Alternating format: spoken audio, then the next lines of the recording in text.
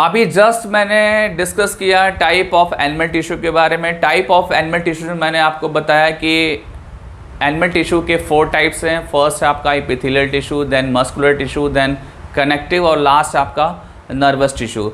और ये जो भी टिश्यूज़ हैं इनका जर्म लेयर डिफरेंट है। मैंने बताया आपको कि जो एपिथेलियल टिश्यूज़ है वो एक्टो, मीजो और एंडो जर्म लेयर से ओरिजिनेट हो रहा है, अराइज हो रहा है, ठीक है। Whereas muscular and connective tissues both are originated from mesoderm germ layers, ठीक है। और लास्ट में आपका था क्या, नर्वस टिश्यू। तो नर्वस टिश्यू ओरिजिनेट होते हैं एक्टोडर्म जर्म लेयर से, ठीक है।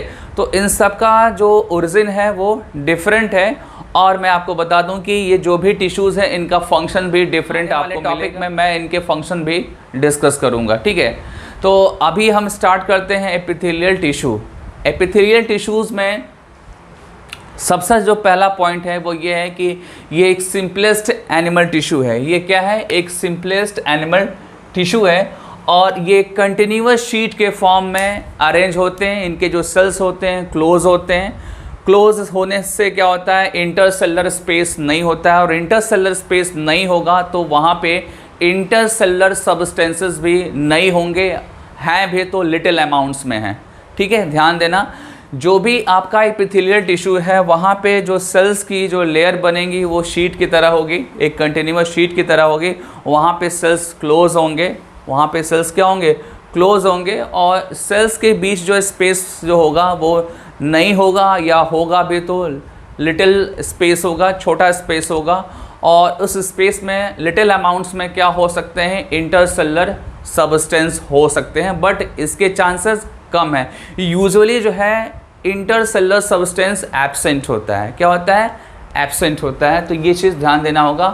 As well as epithelial tissues जहाँ पे भी आपको दिखेगा वो सरफेस की तरह दिखेगा किसी भी पार्ट में, ठीक है। लाइक आपका स्किन, ये जो स्किन है यहाँ पे भी क्या है, आपका एपिथेलियल टिश्यू है, ठीक है। आपके जो इंटरनल ऑर्गन्स हैं, ठीक है, विसरल ऑर्गन्स, वहाँ पे भी जो सरफेस होगी वो सरफेस भी क्या होगा, आपका एपिथेलियल टिश्यू का बना होगा, ठीक है। ऐसे जितने भी आपके बॉडी पार्ट्स हैं उनका जो सरफेस होता है, उनका जो अपर लेयर होता है या इनर कैविटी होती है, वो इनर कैविटी की इनर लाइनिंग जो होती है वो किससे बनती हैं, एपिथेलियल टिश्यू से बनती हैं, ठीक है। एक बार आप बोर्ड की तरफ ध्यान दो, मैंने यहाँ पे मेंशन कर रखा है that cover all external and internal surface of the animal body. जो भी एनिमल बॉडी का पार्ट है उसका इंटरनल और एक्सटर्नल जो सरफेस है वो एपिथेलियल टिश्यूज़ का बना होगा, ठीक है। और सेकेंड पॉइंट पे आते हैं। सेकेंड पॉइंट ऑलरेडी मैं डिस्कस कर चुका हूँ। The epithelial cells lie close together with little or no intercellular substance, okay. Next, the cells are held together by various type of junctions and small amount of cementing material. ये ध्यान से सुनो आप, यहाँ पे मैंने ये बताया है कि जो एपिथेलियल टिश्यूज़ हैं इनके बीच क्या होगा, इनके बीच जंक्शंस होंगे। क्या होंगे, जंक्शंस होंगे, ठीक है। और ये जंक्शंस डिफरेंट टाइप के होते हैं, like tight junction, gap junctions, ठीक है। ये डिफरेंट टाइप के जंक्शंस मैं डिस्कस करूंगा जब एपिथेलियल टिश्यू के लास्ट में जाऊंगा, तो वहाँ पे मैं इसको डिस्कस करूंगा। फिलहाल अभी ये जानना है कि सेल्स के बीच में क्या है, कुछ जंक्शंस हैं, उनका फंक्शन डिफरेंट है, ठीक है। और साथ ही साथ सेल्स के बीच में कुछ सीमेंटिंग मटेरियल्स होते हैं जो अपने नेबर सेल्स के साथ उसको एडहेयर करते हैं, ठीक है, उनको क्लोज करके उनको आपस में स्टिकी बना के रखते हैं, ठीक है। तो ये आपके सीमेंटिंग मटेरियल की बात हो गई। अब हम आते हैं कि जो एपिथेलियल टिश्यू है वो एक लेयर की तरह है, अभी जस्ट मैंने बताया, ठीक है। एपिथेलियल टिश्यू की लेयर है और ये जो लेयर है इसके जस्ट नीचे होता क्या है, इसके जस्ट नीचे होता है बेसमेंट मेम्ब्रेन। ये थोड़ा ध्यान देना होगा, ठीक है। एपिथेलियल टिश्यू जहाँ पे भी है उसके नीचे जो है एक शीट जैसा एक लेयर होगा जिसको आप क्या बोलोगे, बेसमेंट मेम्ब्रेन। इसको आप ध्यान से नोट करिएगा, ठीक है। बेसमेंट मेम्ब्रेन हो गया और ये लेयर ऑफ एपिथेलियल टिश्यू हो गया, ठीक है। अब नीचे एक और लेयर होगी, वो होगी किसकी, वो होगी आपकी कनेक्टिव टिश्यू की, ठीक है। किसकी होगी वो, कनेक्टिव टिश्यू की होगी वो लेयर, ठीक है। कुछ इस तरीके से इपिथेलियल टिश्यू ऑर्गेनाइज होता है अपने सराउंडिंग, ठीक है। जो रेड जो लाइंस दिख रही हैं वो क्या है, इपिथेलियल टिश्यू की लेयर है, उसके नीचे क्या मिल रहा है आपको, बेसमेंट मेम्ब्रेन है। बेसमेंट मेम्ब्रेन एक्चुअली होता क्या है, basement membrane extra cellular layer है, ठीक है, एक्स्ट्रा सेलुलर लेयर है। और इसके अंदर आपको क्या मिलेगा, white non elastic collagen fibre मिलेंगे। क्या मिलेंगे, white non elastic collagen fibre मिलेंगे। कोलेजन होते क्या है, प्रोटीन के फाइबर्स होते हैं, और ये प्रोटीन के फाइबर्स इस बेसमेंट मेम्ब्रेन में एबंडेंट अमाउंट्स में आपको मिलेंगे। वैसे बेसमेंट मेम्ब्रेन क्या है, एक्स्ट्रा सेलुलर लेयर है, ठीक है। ये कुछ मॉलिक्यूल्स का एक लेयर है, एक एग्रीगेशन है जो दिखने में वाइट होता है। कैसा होगा, ये वाइट होगा। इसका नेम क्या है, बेसमेंट मेम्ब्रेन, ठीक है। और बेसमेंट मेम्ब्रेन के जस्ट नीचे आपको क्या मिलेगा, कनेक्टिव टिश्यू की लेयर, ठीक है। बेसमेंट मेम्ब्रेन के जस्ट नीचे आपको क्या मिलेगा, कनेक्टिव टिश्यू की लेयर, ठीक है। और ये जो लेयर है ये भी नेसेसरी है कि ये नीचे ही होगा, ठीक है, बेसमेंट मेम्ब्रेन के नीचे, ठीक है। अब ध्यान ये देना है कि जो आपका इपिथेलियल टिश्यू है इसके अंदर एक खास बात ये होती है कि ये ए वेस्कुलर होते हैं। कैसे होते हैं, ये ए वेस्कुलर होते हैं। मैंने यहाँ पे मेंशन कर रखा है कि ये ए वेस्कुलर होते हैं। दैट मीन्स कि इपिथेलियल टिश्यूज़ में ब्लड की सप्लाई नहीं होती है, ठीक है। No direct blood supply, no direct blood supply in epithelial tissue. और जब ब्लड की सप्लाई नहीं होगी तो एपिथेलियल टिश्यूज़ का रिपेयरिंग कैसे होगा, ठीक है, रिपेयरिंग रीजनरेशन कैसे होगा। कोई भी टिश्यू है तो उसके सेल्स डेड होते हैं तो न्यू सेल्स अराइज होते हैं। न्यू सेल्स को ऑक्सीजन, न्यूट्रिएंट्स या अदर सब्सटेंसेस चाहिए, देन वो क्या होंगे, रीजनरेट होंगे, रीफॉर्म होंगे। और वहाँ पे ये सारी चीज़ें जो है न्यूट्रिएंट्स, ऑक्सीजन या अदर सब्सटेंसेस कैसे मिलेंगे एपिथेलियल टिश्यू को, तो मैं आपको बता दूं कि मिलेंगे तो वो ब्लड से मिलेंगे। और ब्लड की सप्लाई एपिथेलियल टिश्यू में होना चाहिए बट है नहीं, ठीक है। ब्लड की सप्लाई एपिथेलियल टिश्यूज़ में नहीं है, ये चीज़ ध्यान देना होगा, बहुत कम है, ठीक है। देन एपिथेलियल टिश्यूज़ का जो रीजनरेशन है या रिन्यूअल है वो कैसे होगा ये इसका रिफॉर्मेशन, ठीक है। तो उसके लिए आंसर ये है कि एपिथेलियल टिश्यू के जस्ट नीचे एक टिश्यू है कनेक्टिव टिश्यू। क्या है, कनेक्टिव टिश्यू। कनेक्टिव टिश्यू जो है ये वेस्कुलराइज होते हैं। दैट मीन्स कि कनेक्टिव टिश्यूज़ में ब्लड की सप्लाई होगी, ठीक है। यहाँ पे जो भी पर्टिकुलर टाइप का कनेक्टिव टिश्यू होगा उसमें ब्लड की सप्लाई होगी।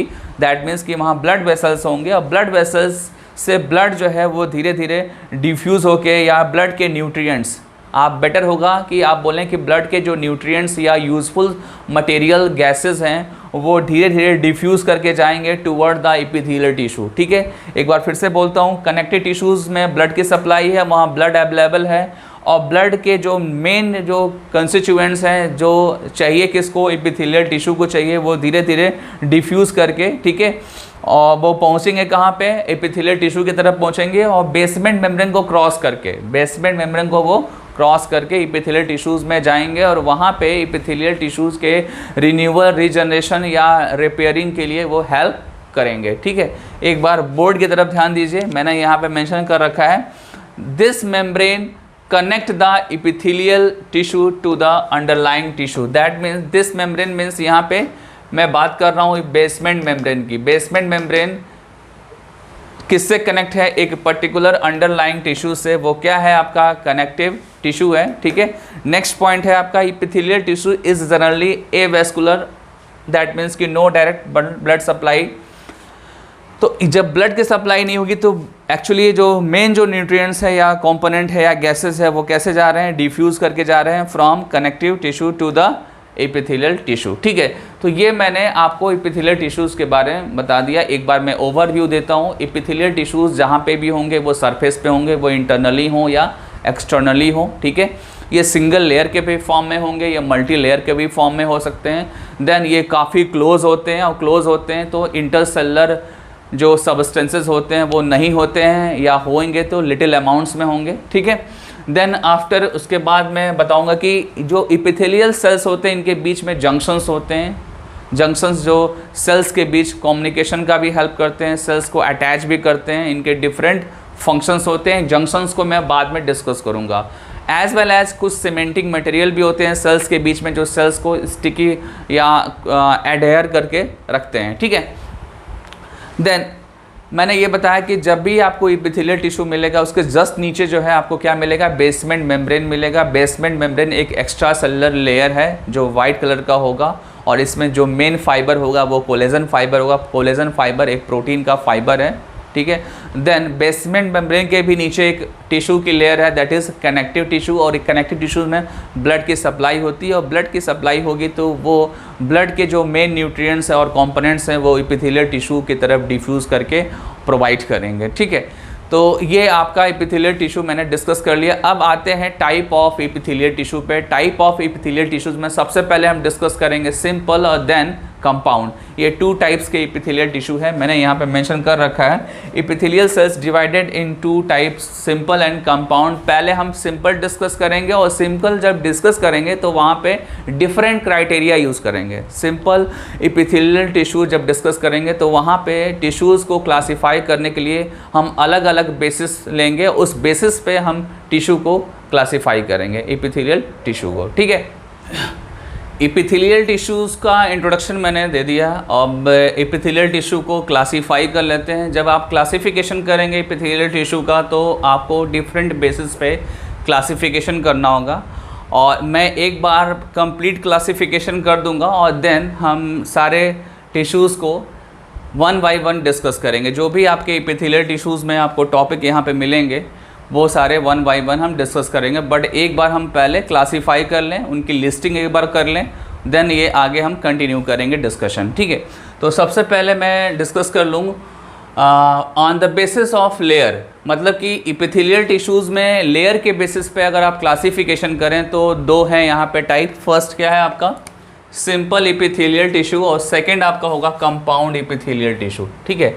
सिंपल एपिथेलियल टिश्यू में जो सेल की लेयर होगी वो सिंगल लेयर होगी, क्या होगी, सिंगल लेयर, और यहाँ पे सेल की लेयर जो होती है वो मल्टीपल लेयर होती है। कैसी होगी ये, मल्टीपल लेयर होगी। देन सिंपल एपिथेलियल टिश्यू को फर्दर अगर क्लासीफाई करें सेल के मॉडिफिकेशन या सेल के शेप के बिहाफ पे, सेल के शेप के बिहाफ पे अगर हम डिस्कस करें और इसको हम क्लासीफाई करें तो यहाँ पे फर्दर 3 कैटेगरी फॉर्म हो रही है। फर्स्ट आपका स्क्वेमस होगा, देन क्यूबाइडल होगा, और देन कॉलमुलर होगा, ठीक है। ये सारे के सारे क्या हैं, सिंपल एपिथेलियल टिश्यू हैं। ये सिंगल लेयर के फॉर्म में होंगे, बट जो सेल का शेप होगा, सेल का जो साइज होगा वो डिफरेंट होगा, ठीक है। स्क्वेमस फ्लैटेंड सेल होते हैं, ठीक है, ये चपटे होंगे, फ्लैटेंड होंगे। क्यूबाइडल क्यूब लाइक होंगे, ठीक है, एंड कॉलमुलर कॉलम लाइक होंगे। कैसे होंगे, कॉलम लाइक, ठीक है। बट लेयर वाइज ये सिंगल ही लेयर अरेंज होंगे, सिंगल लेयर के फॉर्म में ये स्क्वेमस, क्यूबाइडल और columnar epithelial tissue single layer के फॉर्म में होंगे, ठीक है। ये आपका सिंपल एपिथेलियल टिश्यू का क्लासिफिकेशन हो गया, और ये जो मैंने क्लासिफिकेशन किया वो based on the structural modification of cell के बेसिस पे किया, ठीक है। अब नेक्स्ट जो है वो क्या है, on the basis of specific function, ठीक है। स्पेसिफिक फंक्शन के बेसिस पे अगर आप क्लासीफाई करेंगे देन आप देखो यहाँ पे एपिथेलियल टिश्यू की 2 कैटेगरी है, सीलिएटेड और ग्लैंडुलर एपिथेलियम, ठीक है। ये स्पेसिफिक फंक्शन है। सीलिया अगर प्रेजेंट है तो वो एक अलग कैटेगरी होगी, और जो ग्लैंडुलर टाइप के हैं कुछ सिक्रेशन करते हैं उनकी कैटेगरी अलग होगी।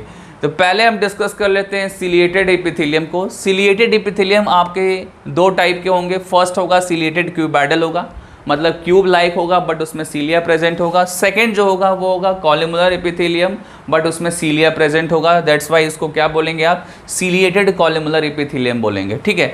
मतलब ऐसे होगा, ये कॉलम लाइक होगा और यहाँ पे सीलिया होगा, ठीक है।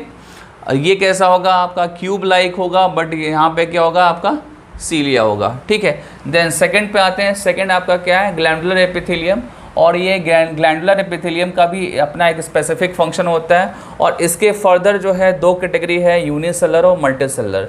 ये जो ग्लैंडुलर एपिथेलियम है ये सिक्रीशन करते हैं सब्सटेंसेस का, मटेरियल का, ये सिक्रीशन करते हैं। ग्लैंडुलर एपिथेलियम में सिंगल सेल भी सिक्रीशन करता है और सेल का ग्रुप भी सिक्रीशन करता है। दैट्स वाई यहाँ पे मैंने 2 कैटेगरी बना रखा है, यूनिसेलर और मल्टीसेलर, ठीक है। तो ये चीज़ ध्यान देना होगा कि ग्लैंडुलर और सीलिएटेड एपिथेलियम जो है ये किसके बेसिस पे क्लासीफाई हो रहे हैं, स्पेसिफिक फंक्शन के बेसिस पे हो रहे हैं, ठीक है। अब आते हैं नेक्स्ट पे। नेक्स्ट आपका क्या है, based on the mode of pouring of secretion glands are of two types, मतलब यहाँ ग्लैंड्स को आप क्लासीफाई कर रहे हैं, ये ग्लैंड्स एक्चुअली हैं क्या, एपिथेलियल टिश्यू हैं, ठीक है। और इनको जो क्लासीफाई कर रहे हैं तो दो कैटेगरी हैं, फर्स्ट आपका क्या है एक्सोक्राइन ग्लैंड और सेकंड आपका क्या है एंडोक्राइन ग्लैंड, ठीक है। ये दोनों जो ग्लैंड है ये एपिथेलियल टिश्यू के बने हुए हैं और दोनों में डिफरेंस है, ठीक है। एक विथ डक्ट है और दूसरा जो है विदाउट डक्ट है, ठीक है। एक्चुअली क्या है कि ये दोनों ग्लैंड्स कुछ मटेरियल्स, कुछ सब्सटेंस फॉर्म करते हैं और सिक्रीट करते हैं। दोनों क्या करेंगे, कुछ सब्सटेंस और मटेरियल्स फॉर्म करेंगे और सिक्रीट करेंगे, और सिक्रीट करने के बाद इनके ट्रांसफ़र करने का जो मैनर होता है वो डिफरेंट होता है। ट्रांसफ़र करने का मैनर जो है वो डिफरेंट होता है, और ट्रांसफ़र करता कहाँ पे, ये स्पेसिफिक साइट्स पे ट्रांसफ़र करते हैं, ठीक है। एक्सोक्राइन ग्लैंड्स में प्रॉपर एक डक्ट है और डक्ट के थ्रू जो है सब्सटेंसेस और मटेरियल्स को अपने पर्टिकुलर डेस्टिनी पे वो ट्रांसफ़र कर देता है, ठीक है। जैसे कि आप किसी डाइजेस्टिव एंजाइम्स की बात करें, डाइजेस्टिव एंजाइम्स फॉर्म होंगे कहाँ पे, एक्सोक्राइन ग्लैंड्स में फॉर्म होंगे।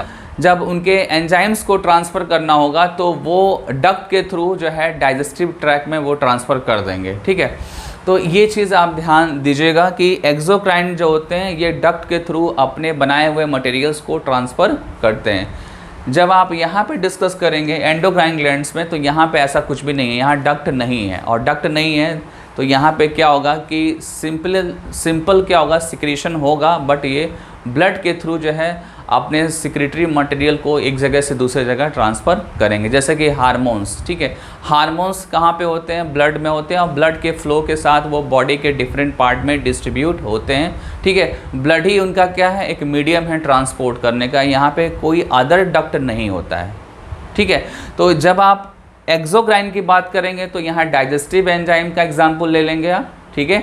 और यहाँ पे जब आप डिस्कस करेंगे तो यहाँ पे आप हार्मोन ले लेंगे एग्जाम्पल में, तो आपको एक्सोक्राइन और एंडोक्राइन का डिफरेंस आपको पता चल जाएगा। वैसे मैं ये पूरा टॉपिक आगे डिटेल करने वाला हूँ, अभी तो सिंपली मैंने क्या किया, क्लासिफिकेशन किया एपिथेलियल टिश्यू का। अब वन बाय वन हम जैसे कि अब नेक्स्ट जो हम स्टार्टिंग करेंगे नेक्स्ट वीडियो लेक्चर में, वो आपका होगा एपिथेलियल, सिंपल एपिथेलियल टिश्यू का, ठीक है। नेक्स्ट वीडियो लेक्चर में जो हम डिस्कस करेंगे वो होगा सिंपल एपिथेलियल टिश्यू, इसका डिटेल करेंगे, इनके टाइप को डिटेल करेंगे, देन हम कंपाउंड एपिथेलियल टिश्यू को डिटेल करेंगे, देन आफ्टर फिर हम सिलिएटेड एपिथेलियम पे आएंगे, ग्लैंडुलर पे आएंगे, और फिर आपके एक्सोक्राइन और एंडोक्राइन पे आएंगे। तो ऐसे वन बाई वन हम एपिथेलियल टिश्यूज़ के टाइप को डिटेल करेंगे, ठीक है। ओके स्टूडेंट्स, तो आज की क्लास यहीं पे फिनिश होती है, अब मिलते हैं नेक्स्ट क्लास में, ठीक है, बाय।